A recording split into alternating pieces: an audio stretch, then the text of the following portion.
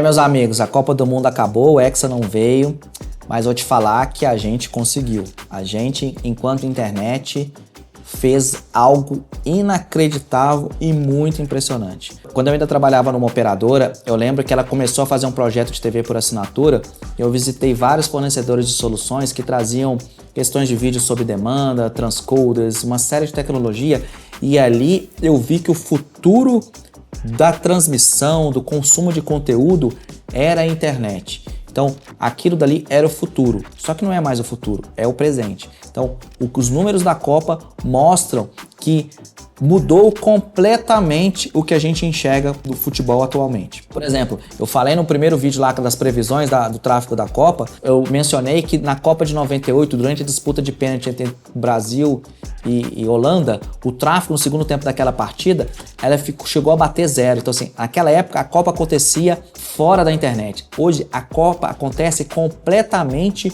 dentro da internet. Então, o que o Cazé conseguiu fazer foi completamente inacreditável, mas saiba você, provedor de internet, que aquilo só foi possível porque uma longa cadeia de muita gente envolvida fez tudo isso acontecer maravilhosamente bem. Não adiantava nada eles terem lá uma qualidade de imagem inacreditável, um pessoal que conseguisse comunicar com o público, não tivesse, por exemplo, lá os contatos com a FIFA para conseguir os direitos de transmissão, se, por exemplo, o YouTube não tivesse a capacidade de entregar os vídeos, ou se o YouTube tivesse a capacidade de entregar os vídeos, mas não existisse o caminho do YouTube até os usuários. Então, vocês, provedores, fazem parte dessa cadeia, porque se a gente teve jogos com 24 milhões de aparelhos conectados simultaneamente, foi porque não teve engasgo, não teve travamento, a qualidade estava lá em cima, e isso graças a vocês. A rede de vocês estava preparada e é um termômetro do que vem por aí,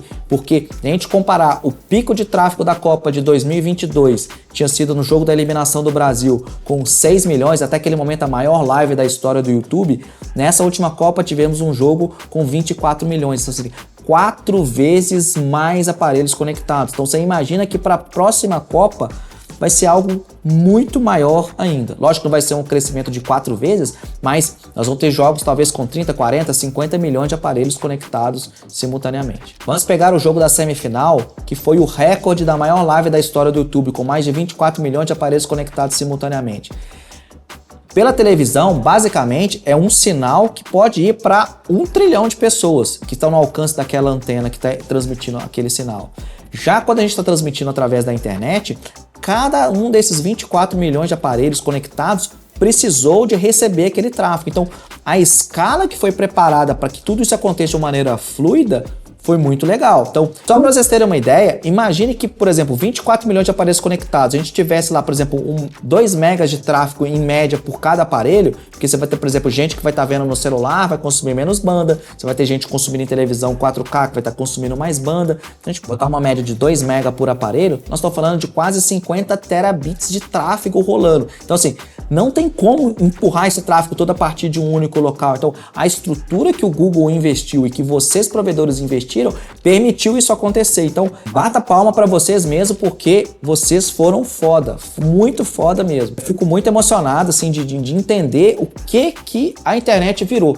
Os números, pega no blog do YouTube, primeiro que eles citam nominalmente o Cazé TV como um exemplo, né? Mas você pega o número lá, assim, o pico de audiência na Copa dentro do YouTube foi 27 milhões. Você pegar aqui no Brasil foi 24 milhões, assim. Isso é um fenômeno que aconteceu no Brasil. Se pegar, por exemplo, 24 milhões, eu cheguei a fazer esse levantamento. Quantos países disputaram a Copa que tem mais do que 24 milhões de habitantes? Menos da metade. Então, assim, já é assim, o tanto de gente que tem no Brasil, 24 milhões de aparelhos conectados, é maior do que a maior parte dos países que disputaram a Copa. Então, para conseguir fazer tudo isso acontecer, foi um esforço de muita gente. E a gente acompanhou aqui de perto o corre que muitos de vocês fizeram. Assim, teve gente ampliando o backbone ali depois que percebeu que o tráfego ia explodir. Teve gente, por exemplo, que já tinha recebido os caches do Google, mas não tinha colocado em produção. E eu nunca vi isso acontecer. Assim, normalmente, o último cache que a gente recebeu do Google aqui, o processo de turn-up, né, de entre ligar e ele começar a servir tráfego, foi tipo umas 2 semanas. Teve cliente nosso que o YouTube, junto com a gente, fez isso em 1 dia. Exatamente porque eles estavam precisando muito de conseguir entregar esse conteúdo através dos assinantes. Eu vi muita gente aí, muito guru em grupo de WhatsApp falando que, não, os caches novos é que estão entregando as lives. Sim, pessoal, de fato existe uma geração de caches do Google que é feito para entregar live, mas é uns caches lá com porta de 400 GB, etc. Mas todos os caches foram utilizados para entregar o tráfego do YouTube. A gente tem cache aqui que era de 2014, que era lá 4 servidores com 4 portas de 1 GB, eles atolaram também completamente. E assim, e o Google deixou esses caches por causa da Copa, porque eles já mandaram a mensagem falando que eles vão recolher eles a partir do próximo mês, ou agora em setembro, se não me engano, eles já vão recolher esses servidores. Então, toda a infraestrutura que foi necessária, vocês correram atrás, o Google correu atrás, a galera toda correu atrás para garantir uma excelente Copa para todo mundo, porque não adiantava nada toda essa parafernália se ficasse picando e o cara não conseguisse ver os jogos e acabasse voltando para a TV aberta. Então, se o usuário de vocês consumiu a Copa através do YouTube, foi porque a transmissão e a imagem estavam impecáveis. Então, quando o Kazé vai lá e fala assim, fizemos a maior live da história do YouTube, o mérito não é só dele, é de todo mundo, é de você, provedor, que investiu em fibra quando não fazia sentido, você que ampliou o backbone, você que sem incentivo de ninguém construiu rede, contratou pessoas, espalhou a internet pelo Brasil afora, e isso é algo que eu falo bastante aqui no canal, assim, que a qualidade da internet do Brasil é insuperável, e a gente viu isso agora na Copa do Mundo, assim, esse ecossistema de provedores, pontos de troca de tráfego, de tudo isso, é algo impressionante. Então, assim, eu fico realmente muito feliz de ter participado desse momento, de ter ajudado a construir esse momento, porque muito do tráfego da Copa passou aqui pela rede da OpenX.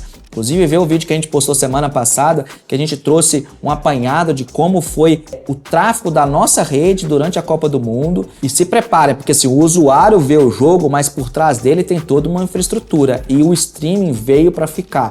Cada vez mais a gente vai ver jogos online tendo tráfego todo pela internet, porque é a tendência. E essa, para mim, talvez seja uma das maiores transformações que a indústria de provedores de internet trouxe, porque é muito impressionante o que foi feito durante essa Copa. E quando esse recorde for quebrado, lembre, a audiência é do canal, mas atrás de cada um desses números tem todo mundo aqui da internet trabalhando para garantir, porque o gol só vai ser visto se desde a captação da imagem, a transmissão, os narradores, a estrutura do YouTube, a estrutura das operadoras, os pontos de troca de tráfego e a estrutura dos provedores, garantir que aquela imagem vai chegar lá no usuário final.